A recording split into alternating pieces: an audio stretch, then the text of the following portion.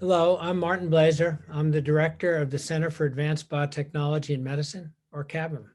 Today, I have the pleasure of speaking with CABM resident faculty member, Dr. Anat Kreimer. She is an assistant professor in the Department of Biochemistry and Molecular Biology at Robert Wood Johnson Medical School. Hi, Anat. Hi, Marty. It's good to see you. So, Anat, can we begin? Can you tell us a little about your early education and the nature of your career before you got to CABM? Sure. So from a young age, I was really interested in math, and that led me to do a bachelor degree in Tel Aviv University. And then I continued this degree into a master's degree in applied math. But I really wanted to do some real life applications. And that's when I got interested in bioinformatics. And so I did my thesis there on metabolic networks. During the time that I did my master, I got this bug of doing a PhD abroad. And I applied to Columbia University and I got accepted to the biomedical informatics program.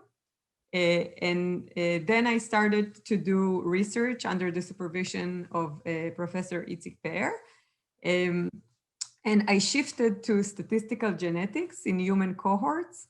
And so I started focusing on genetic variants that are correlated with gene expression. And those kind of variants are known to be implicated in human disease.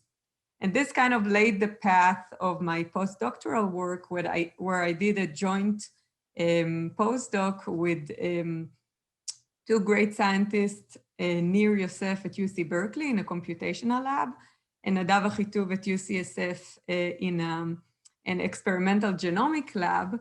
And the main focus of my work there was to combine high throughput genomic assays with computational modeling to study gene regulation during neural differentiation. Great. So a very steady progression of your work. Now, you've only been at CABM for a few months now. And so maybe you can tell us what's the main focus of your lab? The main focus of my lab is to study the non-coding genome. And we know that this is most of the part of the genome. This is more than 98%. And so I want to focus my efforts on studying that. And specifically, what I'm interested in is to annotate functional regulatory elements and to understand how they change across different conditions and cell types.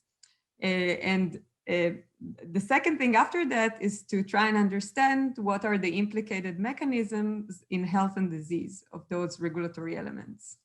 Yeah, good. And could you summarize, could you say what are the key questions that you're looking at? And so the key questions is to first of all to define a regulatory element. This is something that is not well defined, and then once we can do that, this changes across different cell types or different conditions or across developmental processes. So we want to be able to understand which regulatory elements play role under those different conditions, and then to see, for example, what gets wrong in a disease in a specific cell type that is relevant to that disease.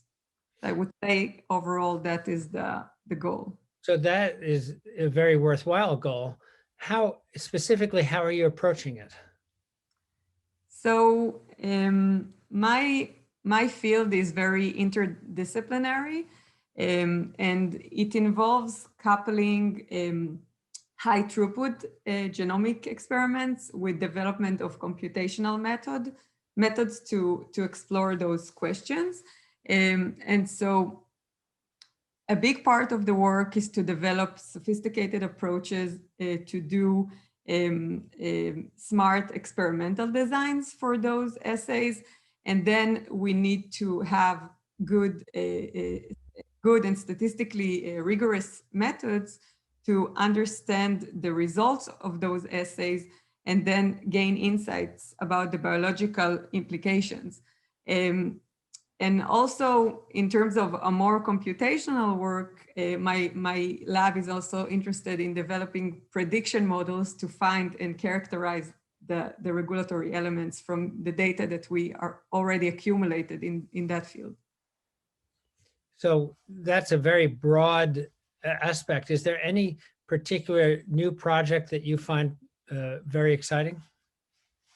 Yes, so there are a few, but I will tell you about one which I'm really excited about, where we are examining variants that are associated with autism. So I was talking about those high throughput assays. So the main assay that I'm using is massively parallel reporter assays, where when I try to explain it simplistically, I call it a machine that when you give it a DNA sequence, it will tell you if the sequence is regulatory active or not, and it will give you that answer in the cell type that you're testing it, of course. And so a big part of my work is to try and leverage this approach to see how sequence manipulation affect regulatory activity. So in the case of this project, we want to find functional variants that are associated with autism and to go beyond association to functionality. Great. So now let me just shift bases and ask you, maybe you can tell us, what's your philosophy of interacting with students and trainees in your lab? Okay, so of course I'm very new at this and I'm only in the process of building my lab, but I believe that the best model for my lab would be to pair computational and experimental biologists, and so that they can work together on a project. I think this is the perfect way to go. And also to collaborate with clinicians to approach the research questions that I'm interested in. Great. So let me ask you really one last question, which is, it's a little weird question, so I apologize in advance, but imagine, imagine that we were writing your scientific obituary. And, oh my God. And the question is, how would you like to be remembered as a scientist?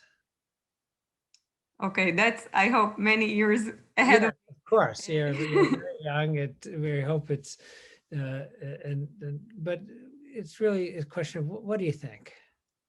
Okay, so what I think is one of the most important things in current science is mixing between disciplines and creating a new generation of scientists that speak both languages. So in my case, it's math and computer science and and this wasn't the traditional approach when I, for example, went to the university. So I think it's becoming more and more obvious that data analysis is going to play a major role in almost every field. And it's very true for biology, as we are accumulating more data and more multidimensional data. And we want to develop sophisticated approaches to handle it and to extract meaningful biological insights. And I would like to be remembered as someone that contributed to this gap bridging, I would call that. Great. Yeah, I think that's a good direction for someone who's young like you about the direction of your future career. So that concludes all my questions, and I thank you very much for being interviewed. Thanks. Yeah, thank you.